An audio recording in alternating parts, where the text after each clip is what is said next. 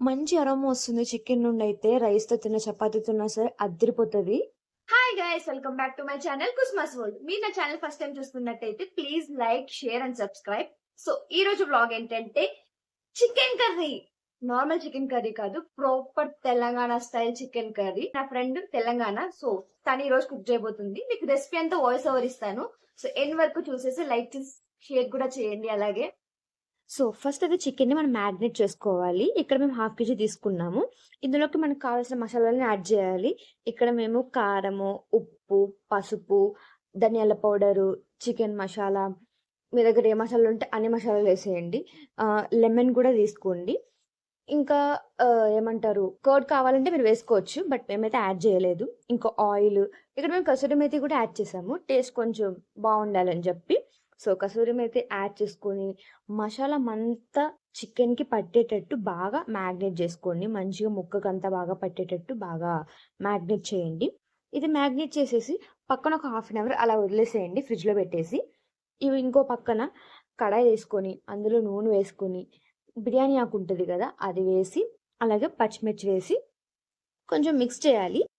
తర్వాత onions add చేసుకోవాలి. ఇప్పుడు మనం వండే కర్రీకి అయితే ఇలా స్లైసెస్‌గా కట్ చేసుకుంటే టేస్ట్ ఇంకా బావుంటదంట. సో మీరు కూడా ఇలా స్లైసెస్‌గా కట్ చేసుకొని ట్రై చేయండి. ఇది కొంచెం అలా బ్రౌనిష్ కలర్‌లోకి వచ్చిన తర్వాత మనం టొమాటోస్ యాడ్ చేసుకోవాలి. టొమాటోస్ మాత్రం ఇలా చిన్న చిన్న ముక్కలుగా కట్ చేసి యాడ్ చేసుకోండి. ఆనియన్స్ ఏమో స్లైసెస్‌గా, టొమాటోస్ ఏమో ఇలా చిన్న చిన్నగా. నెక్స్ట్ కొత్తిమీర యాడ్ చేసుకొని ఇది మొత్తం బాగా మిక్స్ చేసుకోవాలి.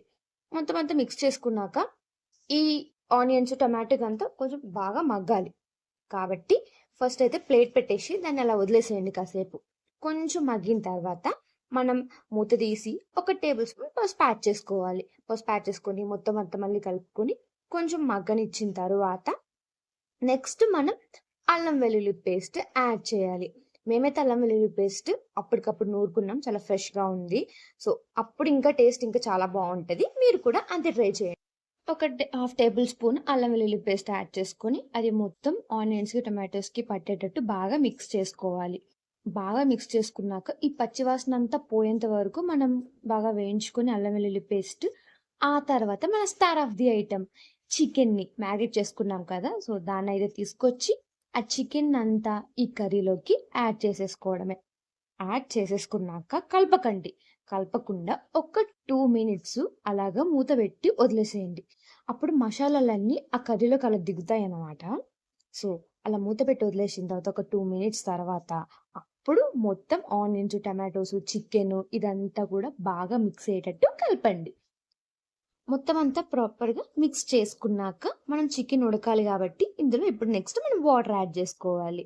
మీ క్వాంటిటీని బట్టి మీరు వాటర్ యాడ్ చేసుకోండి. ఇక్కడ మేము కూడా ఫస్ట్ చికెన్ ఉడకడానికి మా క్వాంటిటీని బట్టి మేము వాటర్ యాడ్ చేసుకుంటున్నాము. మొత్తం వాటర్ అంతా యాడ్ చేసుకొని దాన్ని కాసేపు మనం అలా వదిలేసేయాలి. చికెన్ మొత్తం ప్రాపర్‌గా ఉడకడానికని చెప్పి. సో మొత్తం మీకు గ్రేవీ కన్సిస్టెన్సీలో కావాలంటే గ్రేవీ కన్సిస్టెన్సీలో చేసుకోవచ్చు. ఫ్రైగా కావాలంటే అలాగా కూడా చేసుకోవచ్చు.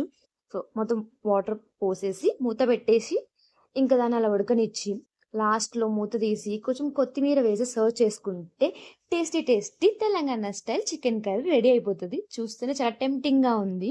ఎప్పుడెప్పుడు తిందామా అనిపిస్తుంది. తప్పకుండా మీరు కూడా ట్రై చేయండి.